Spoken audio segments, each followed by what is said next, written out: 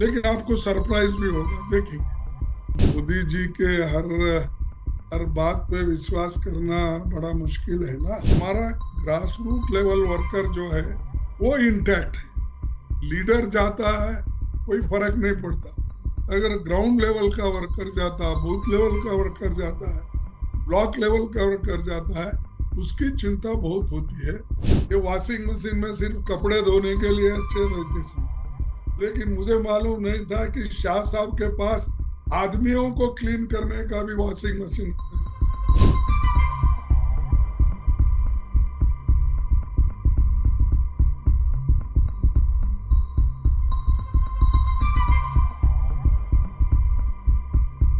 Suspense रखना यही काम है, आपको सस्पेंस में रखना और अपोजिशन को भी सस्पेंस में रखना, इसीलिए रखे हैं। और एक जरूर स्ट्रैटेजी है। बताएंगे हम, जरूर बताएंगे हम कैसा कि किस ढंग से कब कैसा, ये जरूर करेंगे हम।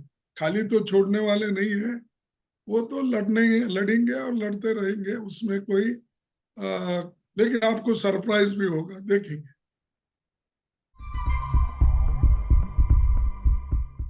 We may not be visible to press or TV because of various reasons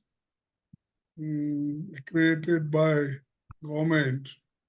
But anyway, our campaign is going on well, and in each state, our units are working properly, and from block level, booth level, we have organized, and at the same time, we are getting surveys, cross surveys, and while selecting the candidate also, we take all these material into consideration, and we are doing our best to prevent BJP coming to power.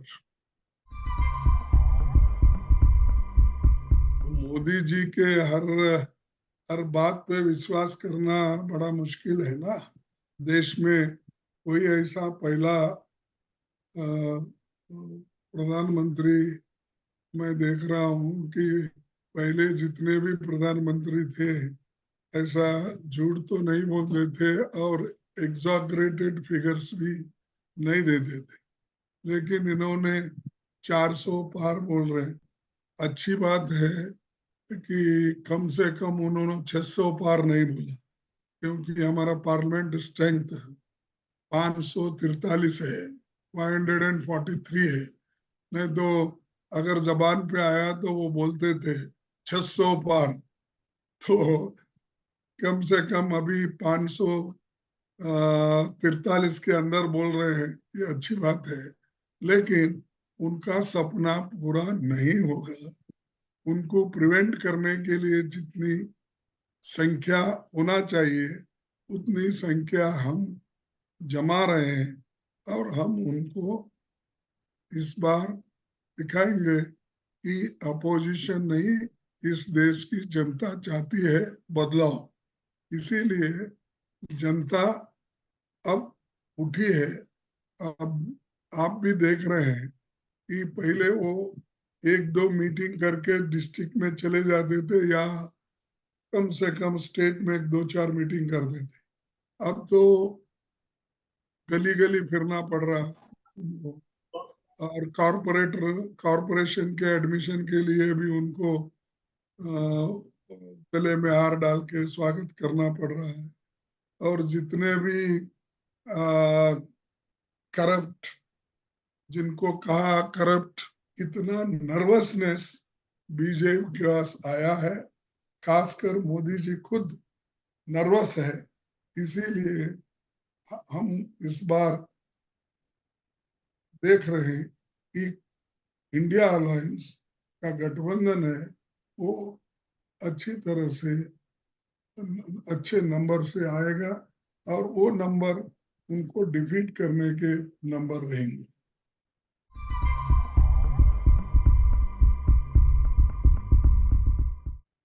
हमेशा ऐसा होता है, आया राम गया राम। मैं देख रहा हूँ 69 में जब कांग्रेस का स्प्लिट हुआ, इंदिरा गांधी को छोड़ के सब लोग चले गए।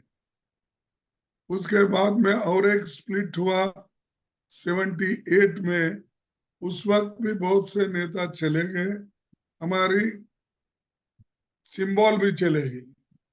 फिर उसके बाद में 84 में छोटा सा और एक प्रणब मुखर्जी, उन्होंने सब मिलके एक पार्टी बनाई थी, वो भी चले गई।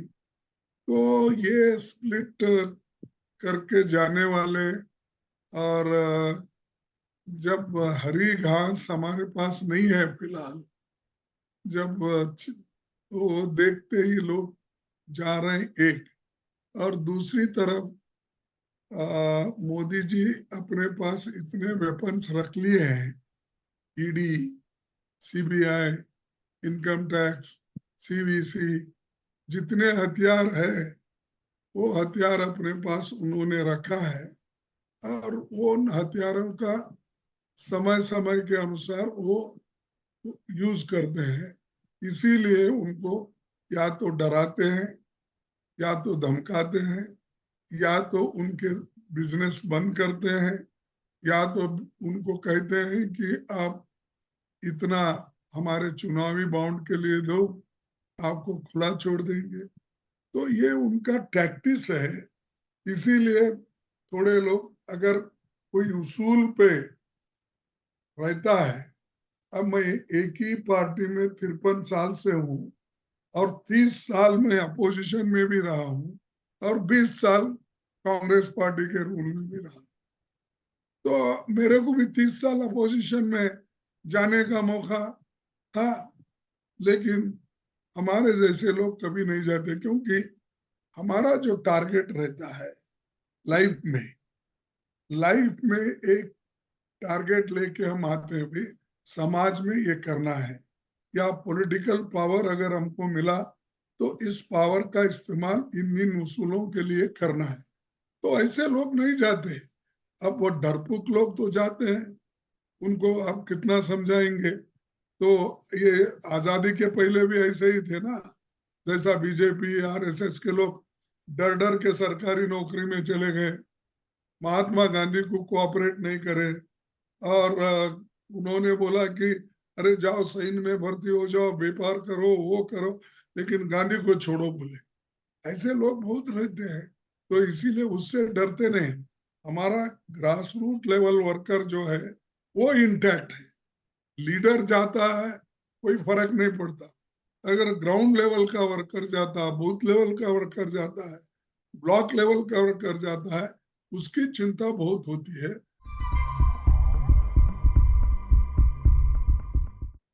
Such issues are spoken often, and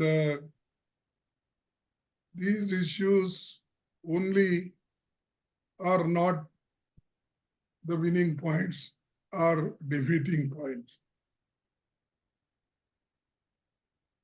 Today, we have got two major problems that we have to solve. One is unemployment. Prime Minister never talks of unemployment. He said earlier, 2 crores नौकरियां, हर साल 2 करोड़ नौकरियां मैं इस युवाओं को दूंगा। Has he given 15 lakhs black money? I will bring lot of black money and I will distribute his. He did not do it. Without asking, we have given many guarantees, like Food Security Act. Modi can't change, and it is not a mere circular or scheme. This cannot be scrapped. Then Manrega cannot be scrapped. Then compulsory education. The Constitution is Gita, Bible, Quran, and Guru Granth, Sahib Granth, all these things. Everything is in the Constitution. Your fundamental rights are protected. Freedom of speech is protected. Your education is protected. your religion, faith is protected. Why should we create unnecessary problems in the election just to win?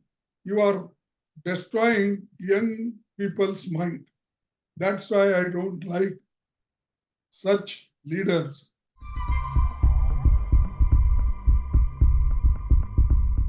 जो चीजों में improvement करना चाहिए और जो व्यक्ति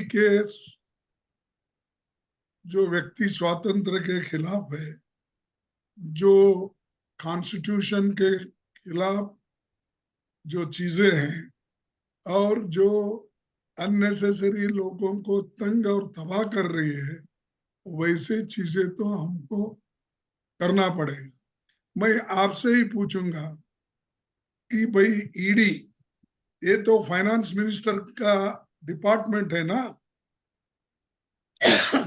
क्यों आज तक कोई होम मिनिस्टर ईडी अपने पास नहीं रख लिया? क्या वजह है कि ये आते ही ईडी अपने पास रख लिए, सीबीआई तो होम मिनिस्टर के पास होता है, फिर इसके अलावा कोऑपरेटिव डिपार्टमेंट अपने पास रख लिए ताकि शुगर फैक्ट्रीज को कंट्रोल करने के लिए, डिस्ट्रिक्ट कोऑपरेटिव बैंक्स को कंट्रोल करने के लिए। ये तुम्हारी मंशा जो है, आपका इरादा जो है, वो गलत है। अगर आप ठीक करना चाहते, क्यों वो मिनिस्टर नहीं कर सकते? क्या वो डिपार्टमेंट नहीं कर सकती?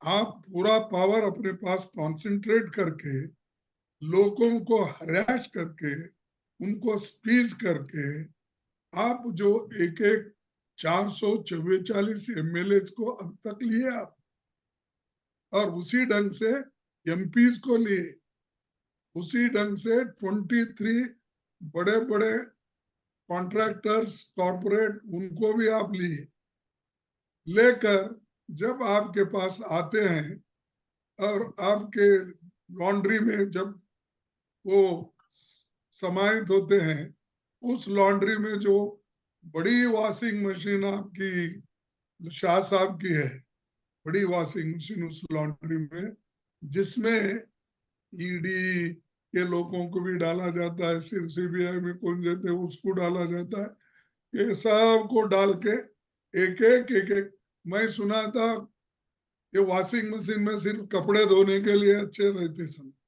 लेकिन मुझे मालूम नहीं था कि शाह साहब के पास आदमियों को क्लीन करने का भी वॉशिंग मशीन है बड़ा। तो ये वो कर रहे हैं, करने के वजह से हमको इसको रीलुक करना पड़ेगा। और जरूरत, देखो देश से बड़ा कोई नहीं है, देश को बचाने के लिए हमको क्या करना है करेंगे, लेकिन देश के नागरिकों को और डेमोक्रेसी को और संविधान को अगर अंडरमाइन करने की कोई कोशिश करता है, उसका जवाब हम जरूर देंगे।